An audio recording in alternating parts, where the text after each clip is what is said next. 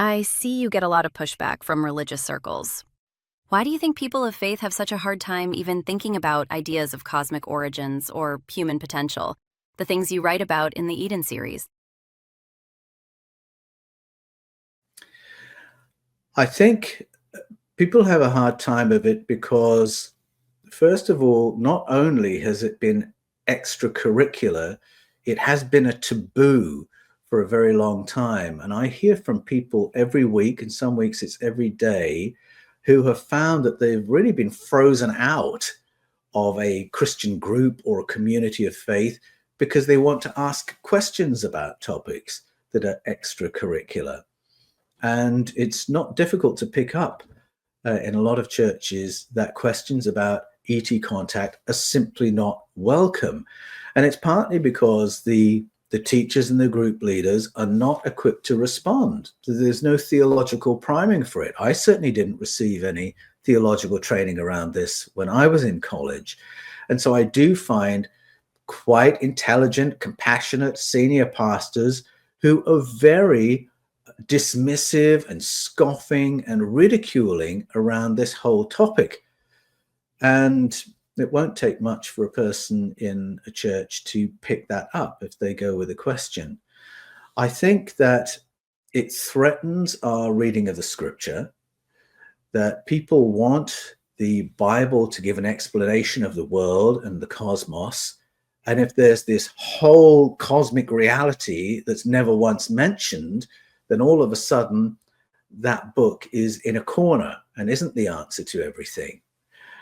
I actually don't see it that way because I think correctly translated, there's heaps in the Bible to equip believers to engage with a populated cosmos, but it's not been translated that way. It's not been interpreted that way.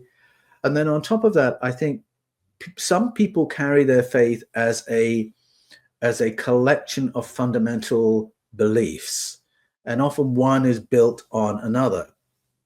And the feeling is that if this piece turns out to be not real, then the whole Jenga tower of those beliefs will come crashing down. Not everyone holds their faith in that way. I find a lot of people in Episcopalian churches, Anglican churches, hold their faith differently, where they have a faith that has doctrines in it, where you can look at each doctrine and examine it and question it. But in some churches, questioning the doctrine is like questioning your whole faith, and it comes as a package or not at all. And I think we have to get beyond that packaged way of thinking about faith. If you can't re-examine beliefs and ideas, then faith stops being a journey of discovery. And I'm afraid that in some churches, seekers are welcome only as long as their seeking leads them to the familiar beliefs of the group.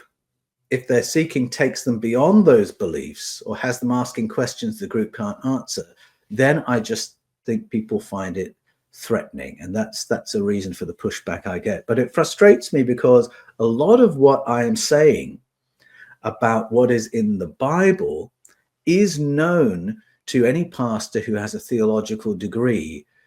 But if a pastor goes to theological college and learns that biblical stories are based on Mesopotamian stories of sky people, and then gets appointed to a church, that doesn't automatically mean that he or she is free to talk about that. And in most churches, they simply are not. So a lot of believers respond to me as if what I'm saying is something new and crazy and weird, and they have no idea that their pastor agrees with 80% of what I'm saying.